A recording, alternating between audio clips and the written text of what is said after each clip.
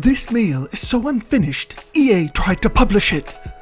Yeah, EA and their ridiculousness with the gaming stuff, like how they break everything apart into billions of pieces and then try and sell it to you a piece at a time. Once again, this is why I've kind of stopped buying anything from EA. I used to love a lot of the EA games, like they did the Command and Conquer and all that stuff, and I still have that Command and Conquer like full edition where it has all of those games. It's friggin' fun, and I really wish that EA had stopped with the breaking apart games into billions of pieces and only selling like a very small portion at first and then selling for pretty much the price of the full game the rest of them as time went on. But yeah, a lot of game publishers are doing this lately, and it's an unfortunate trend. I certainly hope that it stops because it makes it very unfun to play. Sooner or later, you'll run out of bullets. Infinite bullets? Yeah. Lara Croft, yeah, she never runs out of bullets, and even if you do run out of bullets, then there's usually plenty of pickups or enemies that drop them on the way. Never really understood why you would have a whole group of enemies that basically just drop whatever it is that you need to beat the boss, you know, whether it's extra health or whether it's extra ammunition or magic power-ups or stuff like that. I don't know, like in Shredder and Turtles in Time, and how all of the enemies would be the only way that you could actually attack Shredder in that room before you like transport into the past and whatnot. Turtles in Time. Anyway, yeah, no, why do bosses do this? Like, here she didn't really have much choice, but in a lot of them, they do have a choice, and they decide to give you whatever it needs to beat them. When you've died 12 times on a boss fight with an unskippable cutscene. Yeah, it's difficult, but completely doable. One of the things that I've noticed is that the only time in which I actually get frustrated with a boss is when I expect the boss to be easy and it's not as easy as I expect it to be. Usually, if I'm dying a lot of times on a boss, I don't have a problem with that. When I died 60 times to the Fume Knight, when I died 68 times to the Demon of Hatred, when I died so many times to like so many bosses throughout the Souls series, after all, you know, it's just the first time I'm playing any of the Souls games, then I expect them to be hard. I expect them to be difficult. So there's no point in me getting upset, even with the unskippable cutscene and whatnot. It's frustrating that you don't have the opportunity to skip it. It's frustrating to have to go through the boss walk back and everything like that. But it isn't that bad when you expect it. When you're trying to explore but accidentally go the right way. Cutscene starts. Ah, crap. Yeah, this happens to me too much. I don't know if I've seen this one before, but I know that I have done one about the cutscene and stuff like that in games when you're exploring. But that's the thing, you want to explore and then you accidentally wind up going the right way and you don't have the chance to actually explore. Maybe you miss some good loot, maybe you miss something.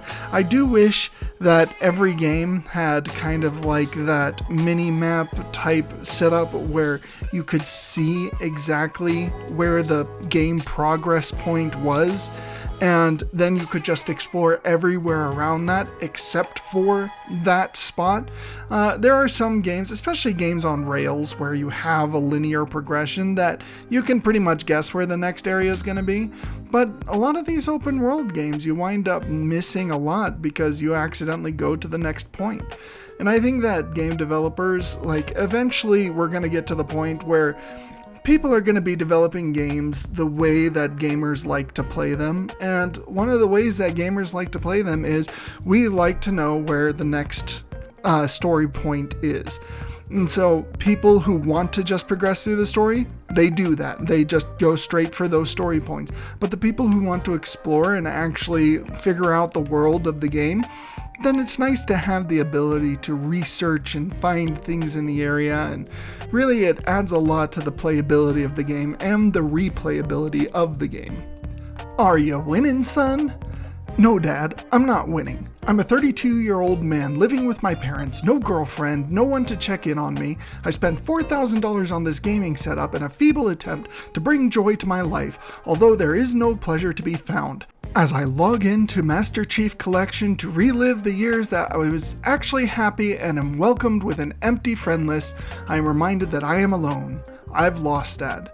Now, this doesn't have to be you, and I'm very sorry for anyone who believes that this is kind of their life. Like, in the end, you can do something about it. You can actually spend time outside doing things besides playing games to progress your own life in its way. Some people don't like that. Some people don't want to progress their own life. They want to sit there and they play video games until they're tired of it. And that's fine if that's the way that you want to live. Go ahead. There are a lot of people that I see online that are bragging about how they don't have any obligations and children and stuff like that. As a gamer who is a father and a husband, I love the way that my life is set up right now. And people who see me might think a little bit differently. You know, I've been recently diagnosed with anxiety and I've had depression my whole life. But the whole point is that when I look at my life objectively, I think it's pretty good. I have a wife who loves me. I have children who love me, that I can actually help them and their life succeed. They're actually pretty good at games themselves. And that's great. That's awesome. That's a wonderful thing. You don't have to sit there and think that your life is over just because you're trying to relive your glory years. Your glory years are yet to come, yet to be written. Just go out and have fun. Do something. Don't be stuck there. I don't make a lot of money, and with my family, I have no money to go on vacations. I don't have money to go out and buy whatever it is that I want to buy. I love my video games when I have a chance to play them, but that's the thing. They're a chance to play. You don't sit there and spend your life on them. You go and you live your life and you accent it with great video games. And then you won't have to feel like this. You won't have to feel like you're alone and that you've lost at life. My mother told me never to talk to strangers, but you look trustworthy. The most demonic outfit. Yeah, I kind of like the games where they have the karma system in which you can do the good and the bad choices of karma, and however good or bad you are, that changes your appearance and makes the NPCs interact with you differently. I really enjoy those types of games, but I think it's really funny, like when you have the ability to choose your armor and your choices don't really affect your gameplay that much, that you can have the most evil looking outfit ever, or even, the skimpiest, most inappropriate looking outfit ever. And then people will talk to you like it's just a normal day on the street. Meantime, you're literally the only thing in the entire game that looks like that. And so it's like, oh, you look trustworthy. Yeah, no, I don't. And there's a good chance I'm going to be putting a bucket over your head and stealing your stuff. Leaving your room when people are over. Pokemon empty grass scene. Why is this so accurate? Yeah, it is very true, trying to leave your room when you have guests over and you're trying to avoid the kind of random interactions among people around the area. It is one of those things that, especially as somebody with anxiety, then I don't want to talk to people and I don't like talking to people. So trying to avoid interactions is literally my daily existence. And this one took me a little bit to understand what they were talking about, but yeah, kind of the random encounters that you're trying to avoid. And it's just one of those things. I think that a lot of gamers go through that, and that's why we relate better to games than actual existence in general. And it's just because we sit there and we don't want to interact with people. We enjoy our gaming interactions a little bit better. But still, it's good to socialize every once in a while. How I remember old games. Great graphics. How they really are. Terrible and blocky. Yeah, this is kind of how I imagine Mario 64, because when I remember playing Mario 64 when I was young, I imagine it kind of like how I view Mario Galaxy, the graphics being a whole lot better than they were. But that's just a perspective. At that time, those were great graphics. Those were the best graphics out there. And then as graphics progressed and they got better and better, then your reference point changes. And you have the ability to actually see things for what they are in their time period. And I think that's a bit of perspective that a lot of people are missing nowadays. Now, we don't actually look at things respective in their time periods anymore because we're looking at them respective to our here and now. And when it comes to video games, especially video game graphics, you got to look at when they came out. What were graphics like during that time? How were they perceived? They were really excellent for the time, and the games that were created from them were timeless. Like, you can still play them and enjoy them nowadays, as long as you can kind of get over the polygonal graphics and stuff like that. I can still play Ocarina of Time without ever worrying about the graphics. I still think that it's an awesome game.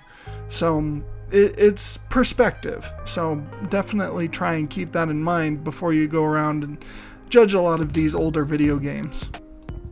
I'm sorry, ladies, but if your dude recognizes this car, then he ain't loyal, cause he's been cheating since his childhood. Yeah, how do you turn this thing on? I still remember the cheat code for that, and that's from Age of Empires. I remember this game a lot. My brothers and I used to play it a lot. We really did enjoy it. But yeah, you play that, you pull out that if somebody is attacking and you just don't have the ability to defend yourself against their entire army. Of course, I never ever played with other people, was never an online gamer, so I just played it with my friends and family at home, and we all did this. Like, we'd see who could build up the biggest army of these things and whose army could take out the other army. And there were a lot of other cheats. Like, I remember one was cheesesteak jimmies and stuff like that, and you could get all of these cheat codes and get a whole bunch of stuff, and it's a different way to play. Huh, what's that? You completed the level but didn't get all 3 stars. Reverse. Yeah, I do this. I have to complete it. I am a completionist, which means if there's something on the ground to collect, I have to collect it. Like, I can't just ignore it. Even if it's the 900th time that I've played through the game, I have to collect it. Even if I know what it is and I know that it's useless and I know I'm never going to use it and there's no point in me having it, I still have to pick it up. I still have to get it. You can't ignore it, especially when you're a completionist like me. So if you don't get all 3 stars, you are playing that game, yelling at the screen, throwing the controller, whatever it takes until you get all 3 stars, because that is perfect completion. And I blame Nintendo for this, for all of their games where when you got 100%, then you got a special little bonus or a special little ending or stuff like that. So Nintendo, I blame you for all of my completionist tendencies nowadays. When I lose in Mario Kart but still need to finish the lap. Sadly, go-karts. This is unfortunate, but I think that this only actually happens when you're doing multiplayer, because if you're doing single player, then you just restart the lap. Like, a lot of times you can restart the lap or just restart the cup. Like, there's no point in finishing it if you're not going to finish first every single time. So you keep just restarting until you completely finish it. One thing that I found that I really like to do is I like to practice the laps and I like to practice the game as much as possible, so that when I get to difficult tracks or stuff like that, then I know the turns, I know how to control my car, I know the best way to do it, so that when it comes time to actually play against people, then I have a fighting chance. But once again, I'm not really an online gamer, so this doesn't happen to me very often. And in story mode, this really shouldn't happen at all, simply because you can always restart. You don't need to lose and then finish the lap. You just lose and then you restart. So when you play an online match and your dead friend tells you what to do, skeleton over the shoulder of a soldier. Yeah, the problem is that a lot of times my friends know how to play the game better than I do, especially if it's in a situation that's online gaming. And this video has a lot of online gaming stuff. Don't know why, but it seems to be on my mind lately.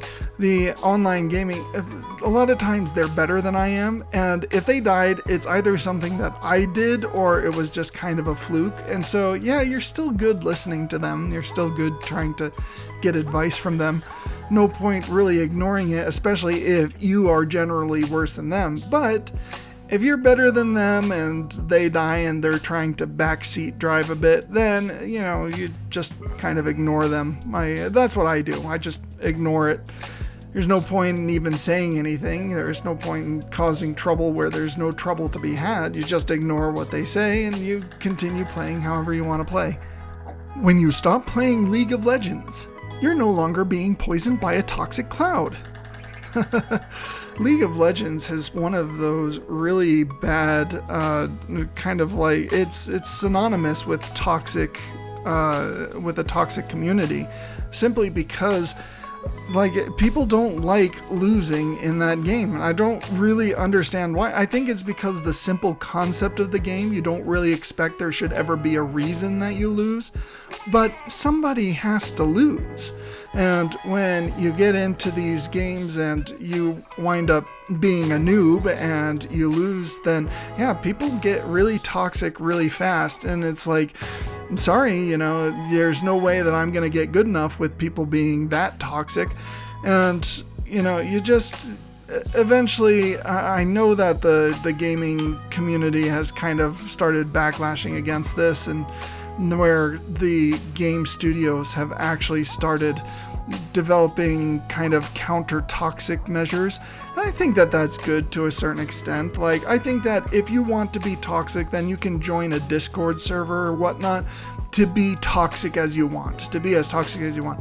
But in the game, then you should be polite. You should treat everyone with respect. You're all playing a game. You weren't very good when you first started either. So whatever you want to tell yourself, however you want to believe that, you weren't good when you first started either. So, and you don't win 100% of the time either. So just help build people up. When you become a dad and look at all the games you can't play anymore, well, that's not true either. Like I said, I'm a father. I have 2 wonderful children that I absolutely love and adore, and who are themselves really good gamers. Why would we stop playing games just because we become dads? I don't understand that thought process or that idea. And it's kind of like earlier where the guy's saying, I don't have anyone to check in on me, stuff like that. You can make whatever excuses you want in your life for why you can't do the things that you want to do, but in the end, that's all they are. They're just excuses. Obviously, there are sometimes that there are reasons, like I don't have enough money for it or whatnot, and those are legitimate reasons that eventually you got to figure out what you're going to do. Sell something, sell old games to buy new games, whatever it takes. Buy things on sale. It doesn't really matter. But if you sit there and you keep making excuses as to why you can't do something, you're never going to do it. And I think that one of the problems is that when people think that, becoming a parent is just the end all, we can't do everything that we want to do. There has not been a single thing that I have not been able to do since I've had children that I wasn't able to do before. I've never had enough money to go on vacation. So having children hasn't affected my ability to go on vacation. I still have the ability to buy very good video games and play the video games that I enjoy. Being a parent hasn't stopped that at all.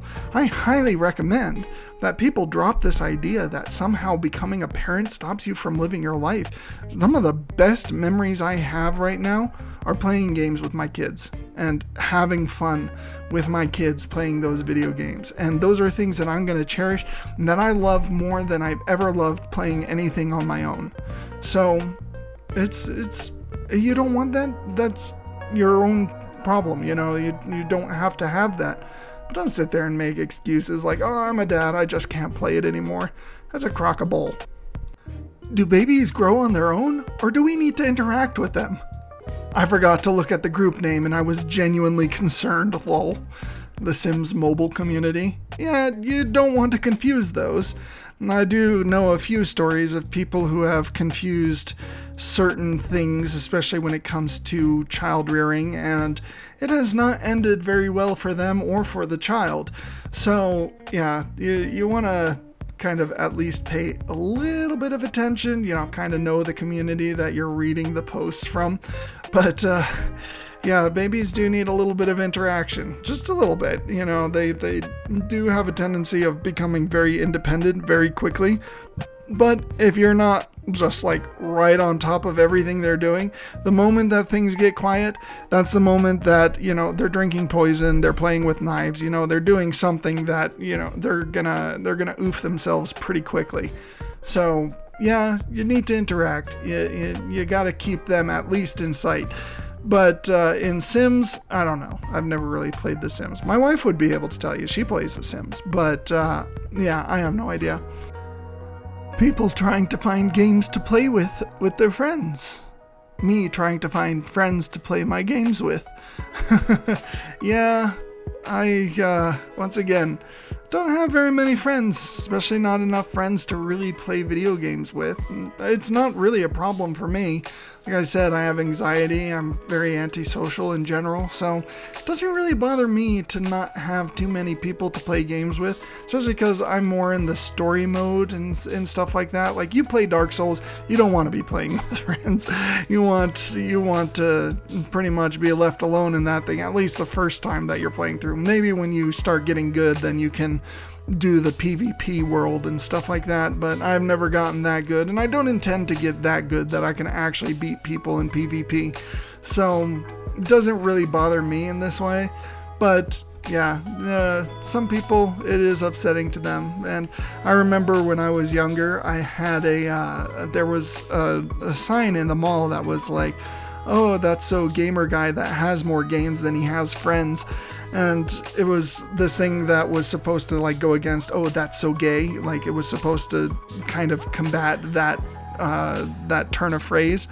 But I was like, but that's true though. I do have more games than I have friends. Like, it doesn't mean that I don't have a lot of friends. It just means I have more games than I have friends. So I don't have that many friends, but I mean, in general, you can have a lot of friends, but there's a very good chance, especially if you're subscribed to like Humble Bundle, or you had those like game racks and stuff like that at home, that you probably do have more games than you have friends. That's not a bad thing. How gamers play tutorials. Would you like to go through the tutorial? No. How the frick do I play this game? That doesn't really happen to me because a lot of times games are very easy to figure out. But it is true that if you skip over the tutorial, especially of a very technical game, then you're probably going to be lost. And it's really your own fault. Can't really blame too many people for that. But the problem is that they make tutorials so unnecessary, so boring. I really like the Sekiro tutorials where they have those little pop-ups that kind of explain the immediate, hey, you're getting into this situation, you need to use this tactic. And it just immediately tells you, and then you have the opportunity to practice it with whatever it is that's in front of you. Especially like in the very beginning where you're learning about the deflect and the idols and stuff like that. And so, yeah, there's tutorials like that which are very easy to go through. But then you have tutorials that literally take up the first 90% of the game, and it becomes a drag to just try and get through. And so, in the end, you wind up skipping it and you miss out on how to actually play the game. Not really ever been a problem that I've seen, but there have been a few times in which it's like, where was this explained? It's like, well, it was explained in the tutorial. It's like, oh, well, that's why I didn't know about it. When you defeat the main villain and beat the game, but then remember the amount of people you killed and the destruction you caused to reach that point. Was I the bad guy? Probably. I mean, I think about this a lot with like the video games like Mario and the video games like Dark Souls and stuff. And Dark Souls never help anybody because the moment that you help somebody, they're gonna die at the end of their quest line anyway. So you just wind up being the bad guy no matter what you do. And especially like you see the games like in Sekiro, how you're fighting against this clan, the Ashina clan, for most of the game, and then at the very end, like, you have to protect the Ashina estate and everything like that. It's like, I spent the whole game killing hundreds of you guys hundreds of times, and now you're making me feel bad because I realize that you were just kind of trying to defend your own home. Though, in my defense, why do you keep attacking me? Like, at that point, it's self-defense. You know, it's out of my control. It's either me or you, and guess what? It's always going to be you. Media. Gamers are evil. Gamers meet in real life at bedside of terminally ill friend. They're waiting for him to drop his inventory. Oh my goodness, that's terrible. Yeah, then they really would be some pretty evil gamers. But for sure, the thing is, gamers were people. Obviously, we have jobs, we go to work, we come home, we play games, we enjoy the games, we build our own communities, and that's what we do. Like, I don't understand this huge media push against gaming and stuff like that, which has been for a very long time. Ever since I was a kid, I remember media push against gaming, and it was one thing that affected my mom quite a bit, but she quickly realized that, you know, even though I was playing games and stuff like that, which were probably considered pretty violent, I was still just a calm, chill, not a problematic child. So it's one of those things that I've talked about a few times before, where it's a violent person who will be more likely to play violent video games, and for people who play violent video games, that doesn't necessarily make them a violent person. A lot of times it's a vent, it's a way to get out your frustrations. Some of the violent video games are actually very technically challenging, and they put you into a place where you can actually feel satisfied that you accomplished something. So I feel that way with Sekiro. Like, I feel like I actually accomplished something with that game. And with Hollow Knight and the hard games and Dark Souls, like, I feel like I actually accomplished something. And so it's not a matter of like gamers being evil or video games making people evil. People will tend to go towards what they identify with. And so people who are more violent will go towards more violent video games, but that doesn't necessarily mean that the violence in video games makes them violent, or the evil in video games makes them inherently evil. Join me Monday through Saturday as I upload gaming content. Please join the community, have fun, let's help each other get somewhere in life.